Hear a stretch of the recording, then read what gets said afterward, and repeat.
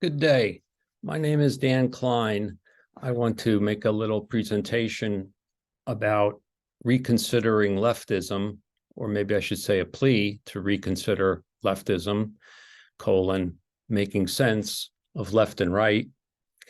I am a classical liberal. I particularly like Adam Smith. I think that Smith's sort of liberalism could be fashioned as conservative liberalism.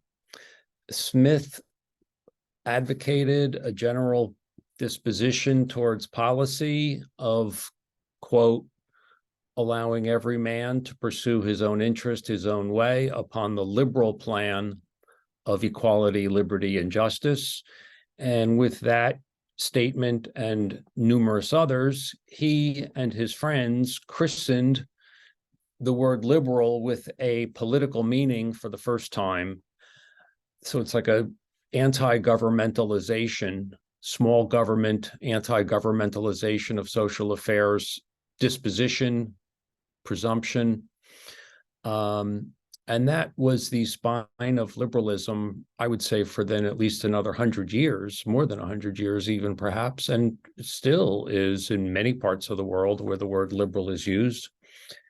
And as we know, the word liberal took on other meanings later. But anyway, that's just to let you know where I'm coming from on this. I'm prompted to do this. I mean, I feel kind of impelled or prodded because I saw my good friend Brian Kaplan do a video on his theory. He calls it his simplistic theory of left and right. And I thought I would sort of pivot off his to develop mine. Like Brian, I kind of think we should try to describe or treat left and right as that the usage of those words is found. So it's not about making up our special preferred meaning so much as trying to understand what gets called that and has been called that in history. So I'm completely with Brian on that.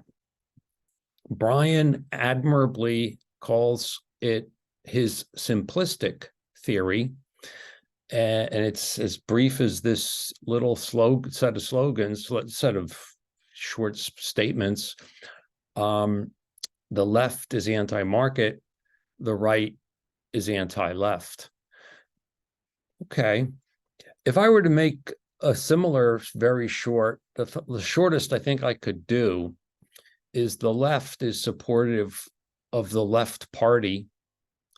Now, I know that doesn't sound very satisfying as a definition because you're not supposed to use the word you're defining in the definition. But what if I said in the American context, the left is supportive of the Democratic Party and the Labor Party in Britain and so on? Then it's not like that. And so you kind of know what I mean. I mean, like we say here, like I said here, we are dealing with the word left and right as found in history. So getting reference to the world, experience is fair enough in terms of what we're trying to describe. So I hope you can forgive this, but this is why maybe it's not so simplistic and why it gets more complicated. And so anyway, and then the right is whatever the left regards as adversary. And so like Brian's here, I am defining the right in terms of a relationship with the left. So there's a lot of parallel, actually, between his take and my take, but I do want to be much more elaborate. And so we'll see how long this video takes, and I'm going to try to be really kind of brief and not elaborate these elements that I'm about to discuss. In other words, be really elemental and not try to persuade you of them either so much. In some sense, I'm only going to try to persuade you of the overall skeleton we put together at the end. And I'm going to do that by quoting extensively. And those are pretty much the only quotes I'm going to use extensively. from Marcel Gauchet, a quite eminent French scholar who's written on this topic. So, by the way, you might want to watch me at accelerated speed because I talk slowly, and look for links below. So the 5 elements, I just want to state them so you can get some warning. See here, 15. Engrams in English, engrams in French.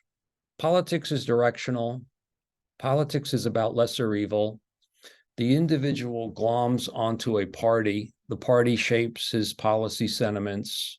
The left pole, Hayek's two worlds hypothesis and atavism thesis, heteronomy, 4 observations about leftists, the long march, the government, the vicious tail, the Marcel Gauchet text that I want to look at a bit, and the whole matter of internationalization.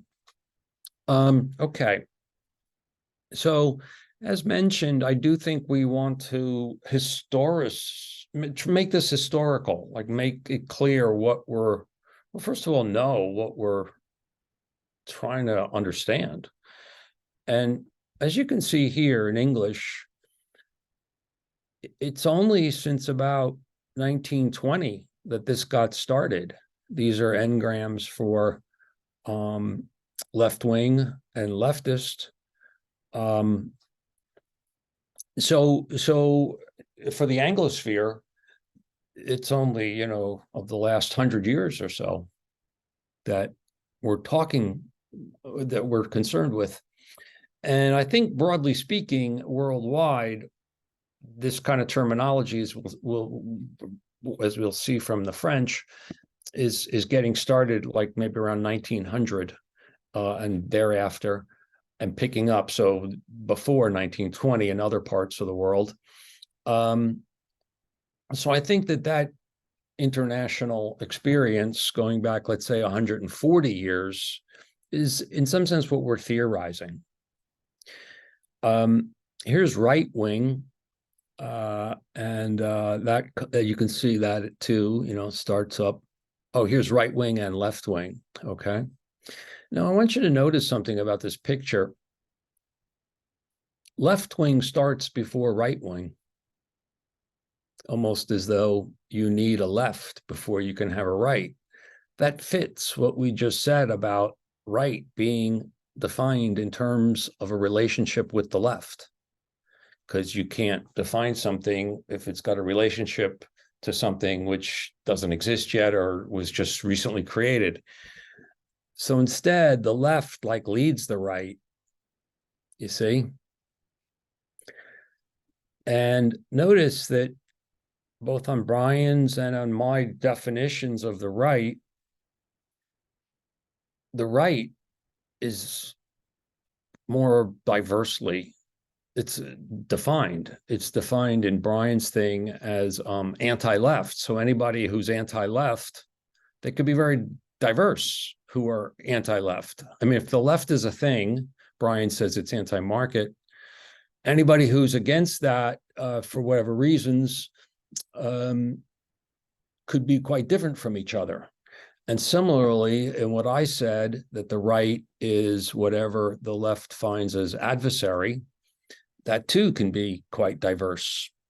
And so rightism isn't really a thing, you see, whereas leftism, which gets, again, started earlier and stays much, much bigger, is. Okay.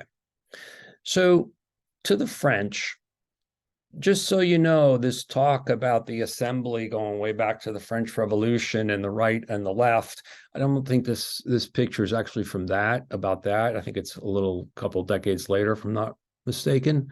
But I just wanted to point out, just FYI, that it's right from this point of view. So you got the assembly here, and let's say you've got the king or the chief magistrate facing the assembly.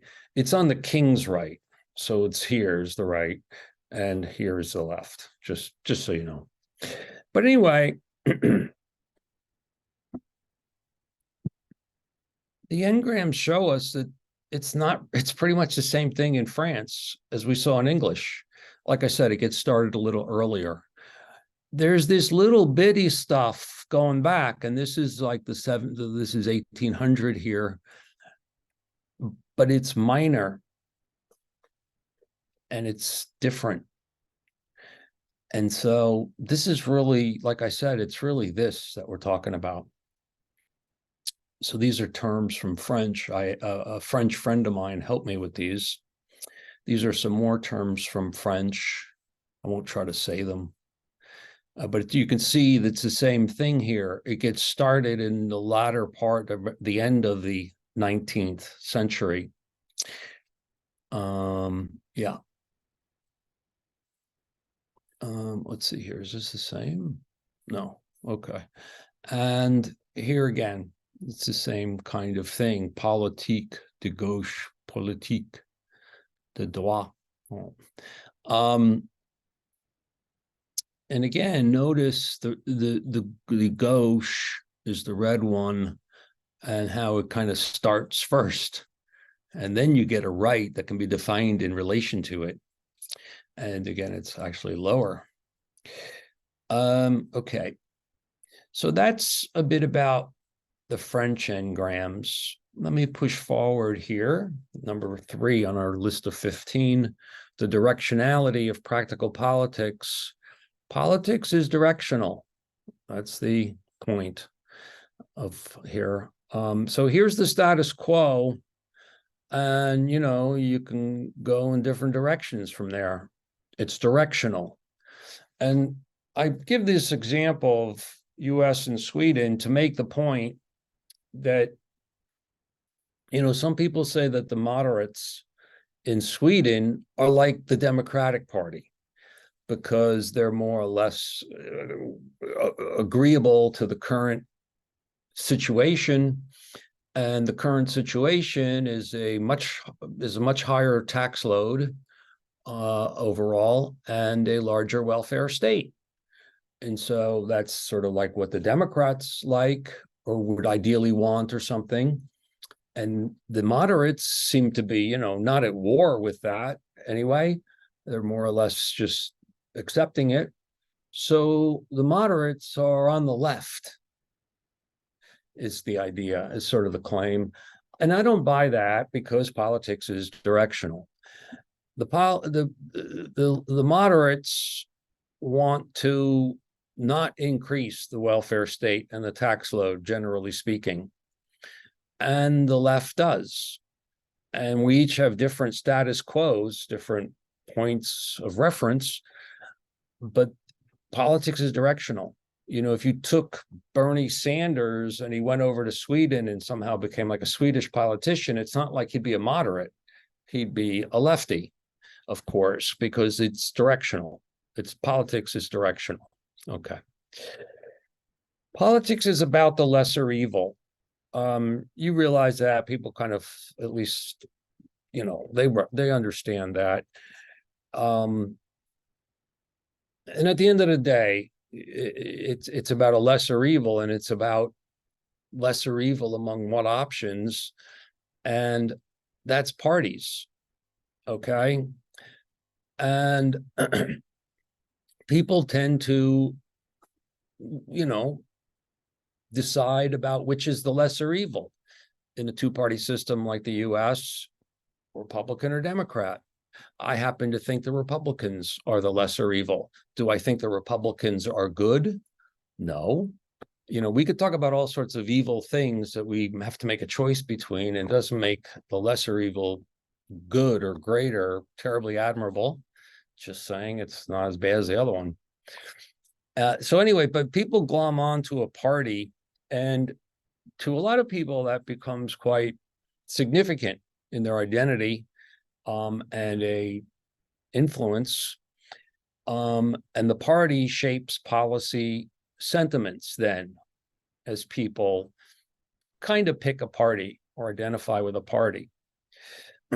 And there are a whole number of books that have said this. So here's one from 2004. and some information about it. You could pause your screen to read it if you like.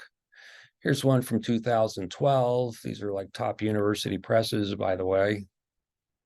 Here's one from 2017.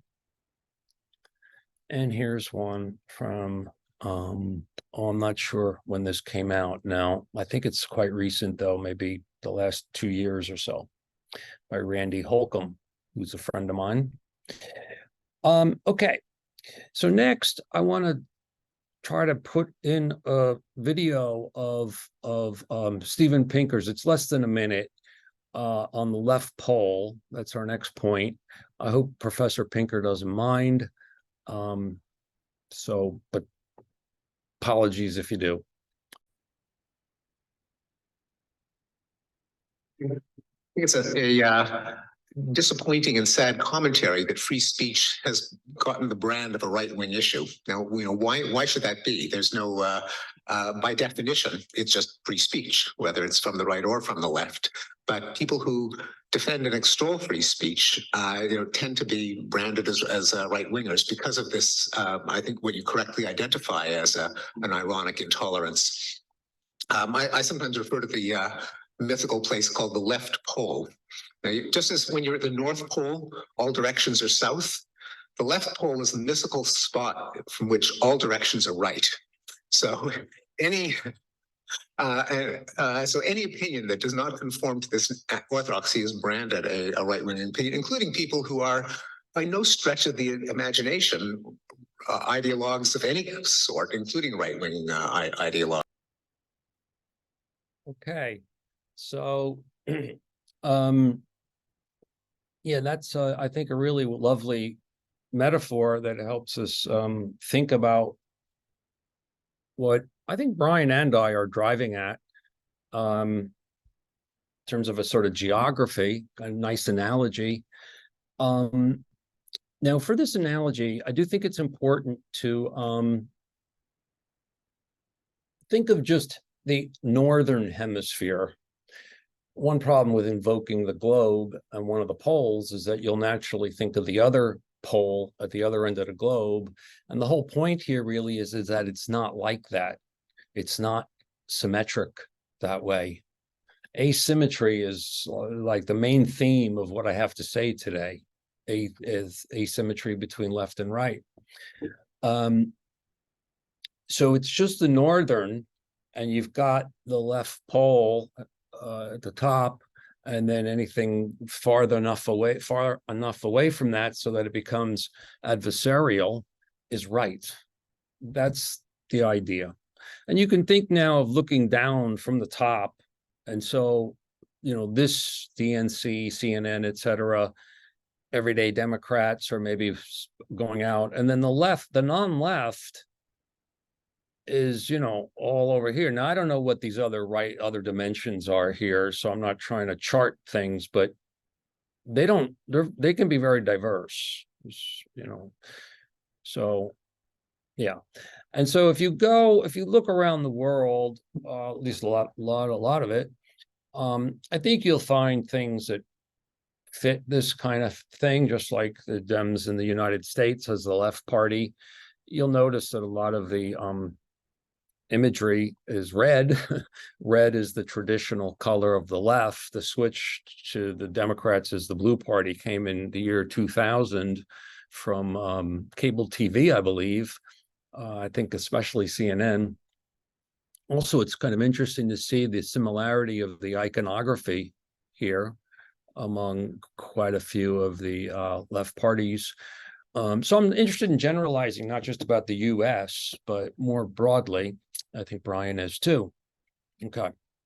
And so here's another kind of where you could start filling in some of these non-left types, and they're not necessarily in great agreement. I mean, all sorts of other things you could put in here, whatever for some reason the left calls right or treats as adversarial. I guess now we could put in the patriarchs and the anti-thises and that's and whatever.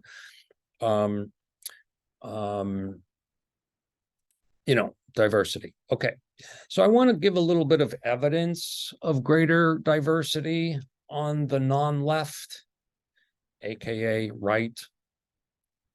And one thing is a 2003 survey I did, where I asked members of 6 scholarly associations like the American Economic Association and so on, support, oppose on 18 different issues, which were framed as government interventions. Do you support or oppose? So low scores are more pro-government, and high scores are more anti, opposing the government intervention. And these are the 18 issues, just so you know. There are a number here that, well, you get a diversity of interest. I mean, I'm not sure it's an unrepresentative or unfair, but the point is that on an awful lot of issues, and I think an awful lot of issues that are out there, regulatory state, nanny state, and so on, the left is quite party line-ish, as you can see here with the blue. I'm going back to our American convention here of blue for the Democrat. Is quite party line among the Democrats and more diverse among the Republicans. Okay, you can see that shows up a lot. All right. These are several of the 18. Here's the only one where it was kind of the reverse: government ownership of industrial enterprises. So in that case, the Republicans had more of a party line, but that was the only one where it was like that. Some of the other ones were just kind of like mixed on both, for both groups. And so anyhow, you can put all 18 together, and you can create for each person a score overall 18, and chart them in this space from basically 1 to 5, really, because there's no 0. And these colors are just by the different disciplines, so that's not pertinent here. And this is the Republicans' distribution of individual person scores over 18 issues. And now I'm going to show you the Democrats. Okay. And so what's the difference? There's 2 differences to point out. One is that the Democrats is more to the left, more pro-governmentalization. And secondly, it's more tightly packed together. It's less diverse. And you can just do this by adding up the standard deviations by question over the respondents for that question, for the Democrats, for the Republicans, and then just add up those 18 for each set, standard deviations. And you can see it's really quite significantly different. There's other research that I could point to. For example, this piece, I'll just read this. In both data sets, we found that liberals possessed a larger degree of agreement in their political attitudes than did conservatives. Here's another paper that looked at Tea Party five distinct ideologies, and mentions these 5, kind of suggesting that it's not a homogeneous group at all. And then here's a dissertation that by a guy named Christopher Cochran that is really of interest: left-right asymmetries, and it's cross-country. And he's saying that these different folks on the right do not agree. In multi-party systems with proportional representation, there's little multidimensional coherence on the right between parties on these dimensions. Let me read this one for you, finally. Clearly, mixed right-wing parties have to deal with the perennial threat of fragmentation, again, because they're diverse. Pragmatic pressures may be strong enough to push the party so close to the center that the ideologues in both camps, I just say 2 different camps of different parties there, defect from the party. In this scenario, the party ideologues may break off to form separate parties. This is less likely to occur in multidimensional left-wing parties where the lines of internal division pit ideologues against pragmatists rather than ideologues against other different ideologues. And so he's highlighting again greater diversity on the right, which fits our left pole analogy. And he's also pointing out that the right is essentially more coalitional. You know, if we go back to this circle, you know, these folks kind of have to be coalitional to get the lesser evil. If they consider the left a greater evil, they need to be coalitional, you know, to try to get the lesser evil across the finish line. So, and I think that's what this dissertation is also driving at. Okay, now the next big point, I mean, I'm not going to spend a lot of time with it, but it's a very central, important point. You know, Brian said the left is anti-market. I think it's a lot, there's a lot more to it than that. I mean, I know he knows that too, but that's one reason why I wouldn't quite put it so simply. I'm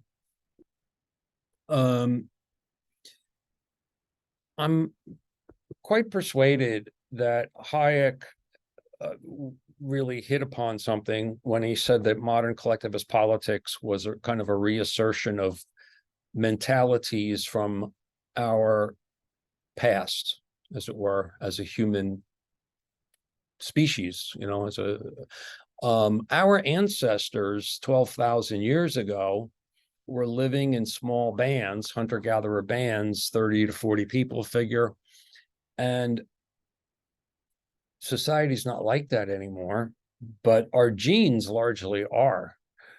They've changed somewhat, but not that much. And we're still basically band man, if you will. And I believe, and Hayek and others have made this case, and Hayek was more properly getting it focused on the band rather than a tribe, which some earlier writers like Spencer and others, Popper, and so on, had used the word tribe. That modern collectivist politics, once we've got democratic nation states, a notion of social democracy, communications, kind of put forward the idea of the nation state, the top polity, as a band, as a we, and then taps into all of these instincts and penchants and mentalities that are so natural to us, and that really a lot of us, I think, rely on a great deal, and all of us, I think, rely on to some extent to find the world meaningful, and so forth, to find meaning and to think about things. I mean, I strongly believe in spirits, as it were. These are some of the works, these are the main works really that Hayek presented these ideas in. And so what he's saying is that collectivist politics in like that last 140 years that we're talking about, especially, which is when classical liberalism really started to break down rapidly, especially in terms of educating the younger generations going forward, that this whole new collectivist politics just surges and keeps coming and creates the horrors of the 20th century and so forth. And so that's his kind of his thesis about what's going on. I don't want to elaborate more, but I think it's totally important, okay, and true. It's large, you know, got a great deal of truth to it. It's by no means like the whole story about why people on the left think what they think, but or say what they say or do what they do. But I do think it's a super important part of the whole ecosystem, cultural system that they're part of and that we're all part of now, because we live so much now in that age. Just in terms of follow up on this paper that I co-authored has at the start an explanation of Hayek's ideas. And so it pulls together a whole bunch of good quotes. So if you look at the first 10 pages of or so of that, you can read choice Hayek quotes about what I'm talking about here. Another thing you can do is this podcast I did on Band Man. The basic idea is we're not in the band anymore. And I elaborate that, and that might be useful. In terms of also stuff from me on this, believe me, there's many others, but you can see my papers and others and follow the sites. But for me, also chapters 8 and 11 of this book pertain. Okay. So I've said stuff about that before, so I'm not going to say more about it now. I just think it's super important. And I think it's something, when I think about my friend Brian, I think it's something that Brian ought to take much more on board. It fits being anti-market, but it's much more than that. It's a much richer and deeper human psychology, human meaning take on the whole thing, insight on the whole thing. Now, while I do think that band man thinking, tapping into the band man mentality plays a big role, as in Hayek's atavism thesis about collectivist politics, it plays a huge role in getting people to vote for, what I think is the greater evil. I think there's an awful lot that's involved in what people say and do. And here I want to bring up this, just make this point about heteronomy. So heteronomy means what's the political subjection of a community to a ruler, to the rule of another power, or to an external law, the state of being beholden to external influences, the condition of being heteronymous. I want to think about this in a kind of individual, at the level of the individual, not at the political group level. And let me refer to Jonathan Haidt's metaphor of the rider and the elephant inside you, where your rider is your conscious self who likes to think he's steering the elephant. And then the elephant, actually has very much a will of its own and does things. And to a great extent, Haidt says people actually are rationalizing where the elephant is taking them, saying, oh yeah, that's where I intended to go and that's where it's good to go, when really the elephant is pushing its own way. See, that would be kind of, from the conscious rider point of view, quite heteronymous, where they're doing stuff they don't really control. I think the human ontology is totally elusive, so I don't want to settle with this rider elephant metaphor at all. But I do think it's useful, and just in terms of that metaphor, I think better state of mind, and so on, is where your rider and your elephant are more candid and more friends, and actually more in sync. And I guess your rider is more candid and honest about the powers of the elephant, and what the elephant's doing, of its force, and so on. And so that would be a more integrated kind of being, where the rider and the elephant are more friendly and coordinated with each other. And so that's one way to think about autonomy. Just more integrated is all I mean to say here. I don't want to do a lot with the word autonomy, and I know there's trouble in the word autonomy. I do not want to say that people are independent of all social forces or social influences or atomistic or anything like that. I'm an Adam Smith guy, so all moral judgment relates to a sympathy. So whatever moral judgment I develop, it's from social influences. I might be able to make myself independent of any one social influence, but I could never make myself independent of all social influence. That would be totally nonsensical. And indeed, social influences and the good of the whole is how you orient your whole ethics.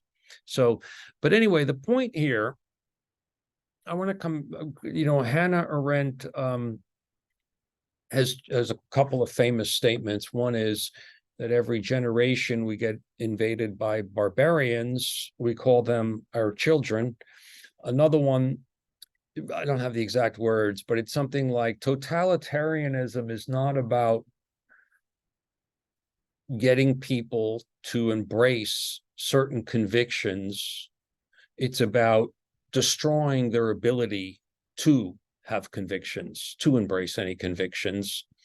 And that's like more where I'm driving here. And I just want to emphasize that I don't really think it's so much like wrong first principles.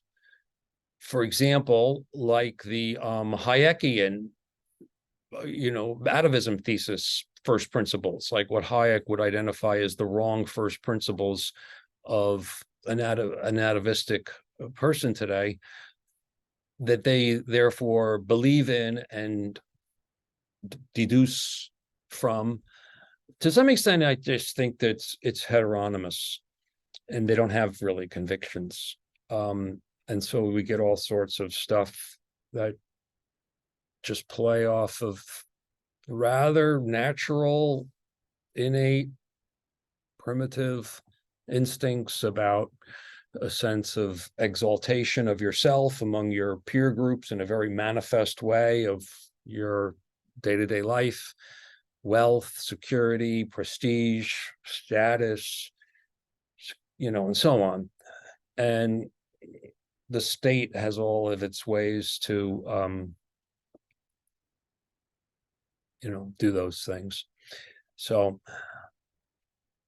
I'm not just saying it's about the atavism thesis, but you get this heteronomy, like I'm going to say here as we move on, partly because they do have an indulgence and an affection for the bandman thinkings. And so if people have a kind of an atavistic thing, like elephant inside of them, that deceives them a lot and leads them into denial and self-delusion and so on. If you just think of that as being high in somebody, that could be related, I want to suggest, to different things than about the person, which might make regularities about those people, the leftists. And, this is kind of conjectural. I'm not going to pile on evidence. Some of these do have evidence. But if you think about it, if you have a kind of atavistic elephant in you and a lot of denial and heteronomy, first of all, that atavistic elephant does help to explain that why leftists think and feel things that do spell the governmentalization of social affairs. So in other words, it explains why they would fancy leftism, why they would be attracted to leftism, along the lines of what Hayek said. So that's one. Another thing is that they're at odds with reality because we're not in the band anymore. So they've got this very powerful elephant that's basically like very much at odds with reality, and that creates heteronomy. Okay. And that creates unhappiness. When you and your elephant, or let's say your rider and your elephant, because you're everything, when your rider's very deceived and foolish, you're not happy. You're more likely to be miserable. You're living under a sort of false quasi-religion. You could think of leftism as a quasi-religion. And by the way, I don't mean to be putting it down by calling it a quasi-religion. In some sense, I think my politics are a quasi-religion for me. but the point is it's false. The important word here is the put down here is false, not the quasi. And there is evidence about lefties being less happy, having more, of these psychological disorders and so-called mental illnesses, et cetera, et cetera. Another thing is that if you have this band bent that's strong in you, and you're sort of not even really aware of it well, because of the heteronomy and denial and so on. In the band,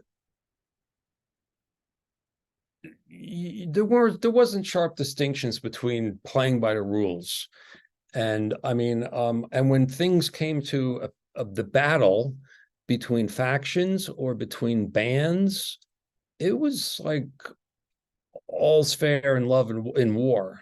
I won't say in love and war. All's fair in war. And you wouldn't draw lines about what was fighting fairly. So you wouldn't have that as much compunction about fighting fair, playing fair. And you'd be more likely to have double standards and to resort to deception, cheating, lying, stealing, abusing power, weaponizing powers. So, and I do believe that there is a gap between left and non-left that way. I personally believe that. Whether there's evidence to point to particularly, I don't know. I'm not sure how good or whatever, but I'm throwing it out there.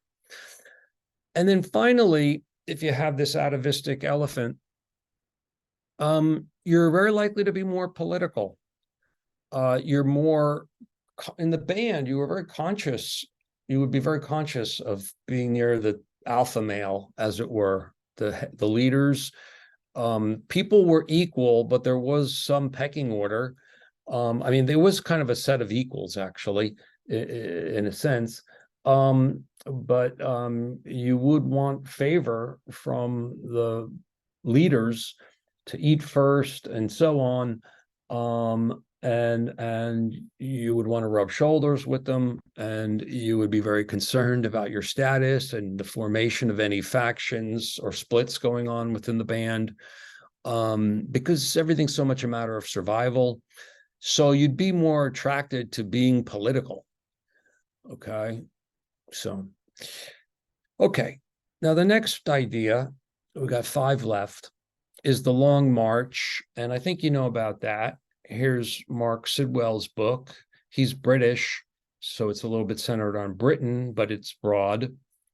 And it's about the basically 20th century left discussion and plan to infiltrate the cultural institutions and to take over that way. And that fits in with them being more political, right? And if they're going to do so and then kind of have double standards, they can really work it. And I think that's what they did. And, look at how the left won the culture war and what to do about it. And so that's everywhere. There's pushback and there's alternatives, but the establishment and the traditional are, the universities and then the traditional media are left wing.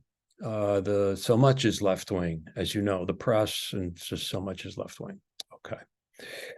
And also the government, and you could say the Long March extends to government, and that's fine, but I do want to also just single out the government. That's a central player, an ally now of the left, because I do believe that a lot of the people, most of the people in government lean left. You could call what we're talking, it's not even, you could, there's this, this concepts of the administrative state, the deep state, the swamp, the blob, and all those things. And I think that's a reality. And I think that's quite solidly left, or especially left. But there's also like just government employment in general. Now, just maybe most government employees just don't matter that much what their politics are. And it's really like what we really think of as people who make big pernicious decisions that matter a lot in the deep state, whatever you want to call it. But I do think that, you know, the left is very, very majority there, preponderant there. Why is that? Well, just a couple of social selection things would be like this guy said, people who are attracted to that kind of thing and believe in that kind of thing would be the ones who step forward for that job. People who don't like the governmentalization of social affairs won't be so attracted to it, and so on. And so he makes this point. And then there's the adaptation of people's beliefs once they get involved in government agencies and government employment. So there's that kind of plasticity of belief that also pushes them that way. I put together some of these ideas in this essay, which you could find online. But the point is that I think we know pretty well that the government now is basically a lefty operation to a great extent. I'm not saying, at least the central government in the countries that we're talking about, I'm not saying in every Republican state it's so much that way, or even that way at all. Maybe in Texas it's not that way. I don't know. Maybe in Florida it's not that way. I don't know. Although, you know, we know that schools, the K through 12 schools almost surely are, and so on. And that's huge. That's huge. Okay. So let me say that what I'm saying here, to be sadly blunt, is that this heteronomy and stuff actually means that, you know, it creates a lack of virtue, essentially. And you've got this tail that's lower down here in one of the sides as opposed to the other. Okay. And what I think's happened lately is that for various reasons, this vicious tail has wagged the lefty parties. Yeah. And it's really striking and sudden and sad just how far it's gone. I don't think it's you know, yeah, I don't think it's I mean, I do think that I'm talking about something that goes back this 140 years, but just how much things have deteriorated and been, you know, turned vicious is striking lately. And you know why that is a lot of reasons. I do think that once you start really getting into serious perniciousness, you have dynamics that can push, you know, people have to double down on bad to kind of not be held accountable for being bad.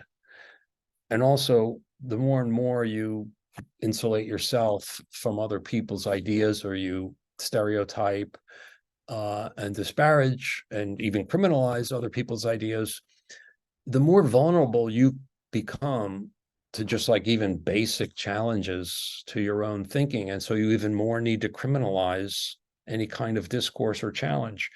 So it could be a very rapid breakdown of civilization, unfortunately. And yeah, unfortunately. Okay. So I want to turn now to this Gaucher piece from 1996. This guy's still alive. He's quite prominent. I don't know a lot about him. I asked some French guys, what do you think his politics are? And they said, like, he's not a lefty or just simply a lefty, as far as they know, that he's kind of classical liberal friendly. And this piece from 1996 is in English. Here's the citation here. You can see it's really quite long. But he's written more on this topic. Like here, this is actually 2001, this cover of his book. I haven't read this, but I'm gonna just pull from the 1996 article. And again, he's kind of treating left and right, looking all the way back. That is what he's doing.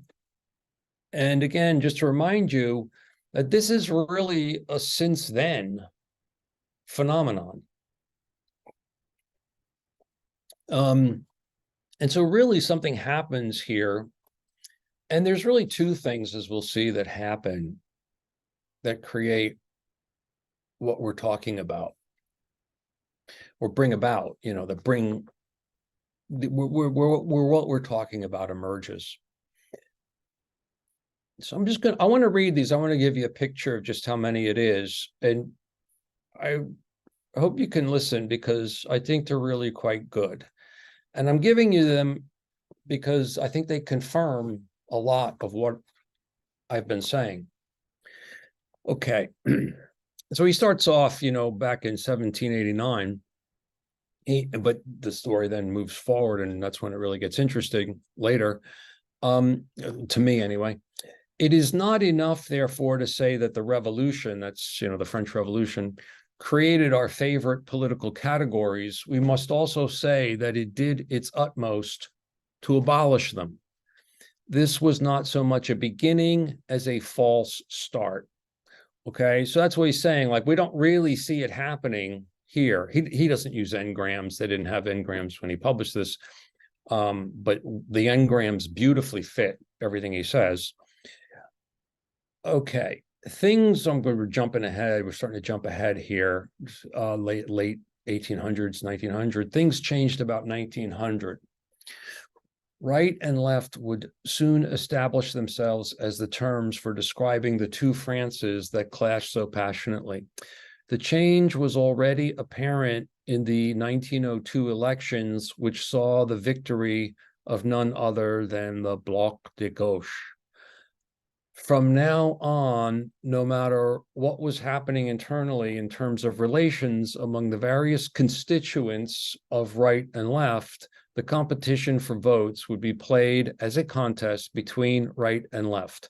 And for this was the language of the voters even more than their representatives, hence the language the candidates were obliged to speak. The contrast with the ancien regime faded, and it became increasingly apparent that the crux of the conflict was the organization of society. So let me tell you what the two changes are. There was some of this right and left stuff, from earlier on with that picture of the assembly, but that was not that was about seating in the thing, and it had to do with, for example, attitudes about how much you supported the current government, the king, the ancien regime, or institutions of it, the Catholic Church. And it was what it was, and it would change through time. And political reporters who talked about what happened yesterday in the assembly, they would talk about different parts of the conversation, the dialogue, the hearings, and say, this part and that part. And it was about these representatives sitting there. It was not something that meant something as a political identity. It did not project itself outward in terms of, oh yeah, I'm for the guys who sit there and I identify with them. That doesn't come until here. Okay. And furthermore, so that's the one sort of change. The other big change is that it's no longer about this complex, whatever mixture of what went into how guys sat here or there in these years. It becomes leftism as we know it. Okay. And that's what he means here. The crux becomes the organization of society. So I'll pick up here. In this connection, the central fact was, of course, the emergence and growing power of the socialists. Its arrival was the crucial new factor that changed the rules of the political game. It was in relation to this development that other changes took on their full meaning. So this is when our last, 140-year period that we're theorizing about really starts, really emerges. And these words and these ways are happening, are a thing, really. Clearly, the appropriation of the terms right and left by the public went hand in hand with dissatisfaction with the way in which the words had been used. The terms were not simply transferred or extended from one domain to another, but redefined. These are the two things I just said. The extending from one domain to the other is just kind of like political reporting on what guys said in the assembly yesterday, to political identification, to organization of political thought, categorization, identity, meaning, quasi-religion. That's the extending from one domain to another. And then the redefining is, it becomes about collectivism, what Hayek is theorizing with the atavism thesis. And then that array of parties that call themselves left, identify each other as left, call their opponents right, no matter what they are or like. And so that's the ball game from then on. And, because the lefties are so political and do journalism and so forth and become intellectuals so much and have kind of like the chatterers and the scribblers, and they're sticking their nose into everybody else's business kind of people, they kind of control the language. That's the important part of this whole in theory, is that they've had this big disproportionate setting of the language. That's also what Gaucher is saying here. And let me read on. Perhaps the clearest sign of the change is the shift in attitude on the right toward the term right, which was easily accepted through the 1890s, because it just meant like I was displaced in the assembly and what that means to the political reporter, only to be rejected for the most part after 1900. Not that the right had changed, only the sense and scope of the denomination, the right. It caused no difficulty as long as it referred only to a location in Parliament. There is a phrase from the 1890s that can be credited with a definite role in helping the new system to establish itself. This was a phrase among people on the left: no enemy on the left. This was the slogan of young reformers from the radical group who joined forces in 1894 and 95 to push for an alliance with the socialists. We have here the key to the asymmetry in the attitudes of right and left toward the existence of the right-left division.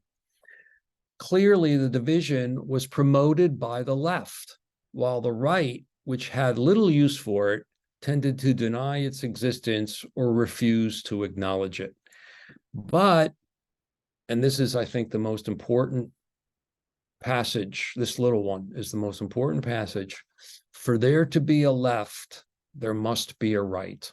So if you've got the lefties declaring themselves left, and you've got the journalists and everybody going along with that, not everybody, but a lot of people going along with that, they're going to call the adversaries the right, whoever they may be. I mean, left, right. I mean, right. I mean, you can't have left, just like he says here. For there to be a left, there must be a right. And as much as you want to protest, and what are you going to do? Start not calling them the left when that's what they call themselves? Well, if you oppose the left, then it sounds like you're right, because right, left, like this way or that way. I mean, politics is directional. So what happened with the communists, this is now after 1936, was the same that had happened with the socialists before 1914. This is all France, Protest led to integration. The vehement insistence on separation ultimately reinforced the need for unity. again, at the end of the day, politics is about the lesser evil, and the folks on the left will lie and say, look, as much as like I think you're too middle of the road on these issues, you're too Fabian or whatever. If we don't pull together, politics is about the lesser evil. Those guys will win. That coalition will win, and that's worse. And so this is what happens. But they're just about like how radical to be, more or less. After 1936, once again, the left had the initiative in this process. See that once again, it would be artificial to proceed by symmetry with the right. It was on the left that the division between right and left was affirmed, underscored, and dramatized. Under pressure, the right set itself up as the party of resistance. Its reluctance even to call itself the right concealed an even stronger distaste for the antagonism. That is the big pitting between the two sides. Significantly, the right's campaign rhetoric was far more likely to denounce the left than to assert its own identity as right, or even simply to call itself by that name. Rather than promote itself, the right preferred to blacken the name of the opposition and to forecast disaster if the lefts should triumph. So again, they're coalitional, and they are saying we're the lesser evil. And this fits left pole. It fits my definition. It also fits Brian's about the right is anti-left. Okay. Finally, in short, while the left was at least mythically one, the right was in practice divided, just like Cochrane was saying. This derives in large part from the contrast between a symbolism of implicit unity and an irreducibly plural identity. See, if you're just the non-left and there's a left pole and it's the upper part of a hemisphere, of a globe, it's just a hemisphere, and it's they could be different in so many ways. And the things that get called right are different in many, many ways. So, all right. So finally, something should be said about internationalization and institutions that go beyond the national borders. I don't like to use the word global because it doesn't necessarily mean that there's no global polity and there's no global governance, really. There's no global sovereign. But so international institutions, I think they're very kind of most captured by the left and lefty. And of course, Facebook, Google, and so on. Plus, the media is more international, especially as more and more people read English. It's more integrated that way. So that's a change. That's a really big change. Social media, people reading your Facebook posts and so on all over the world. So that's just a big, important thing. But at the end of the day, there's still power, of course, at the national level and at the national government, and the national government is nominally led by elected officials, and they come from the parties. And so the clash between the left and the non-left in the political parties, the identification with those, or at least favor or disfavor among voter citizens, is still totally fundamental. And so I don't think the internationalization upsets, the whole theory at all. It's just makes it more complicated than it was perhaps 15 years ago or so. I mean, not that this was zero 15 years ago, but it's gotten so much more. So, concluding comment. I want to thank my friend Brian for his thoughts. I'll be very interested to know any thoughts he has about my thoughts. And again, I see a lot of confluence between his and mine.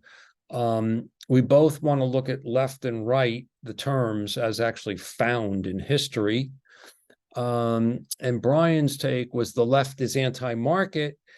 And I think there's a lot of truth to that, but I think it's not nearly fleshy enough if you want to get into really coheres in the left?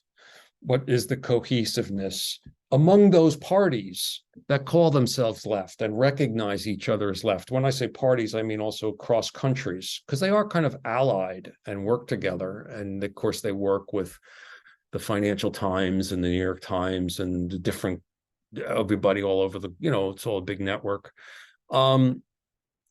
And so there's something more to it than this. And if you put the left as this, it sounds too easy to say, therefore, the right is pro-market or is not anti-market. But the right can be people who are non-left can be anti-market. They can be horrible, right? They can be horrible too. As horrible as you think the left is, there are some who are non-left who are as horrible, okay? Perhaps at least on average of the left horribleness. So this is a little difficult, I think, for Brian here. And then the right is anti-left. Yeah, that's okay. I mean, that kind of fits what I'm saying. It's the non-left. Yeah. Well, anyway, I hope this is of interest. Thank you for listening. Bye-bye.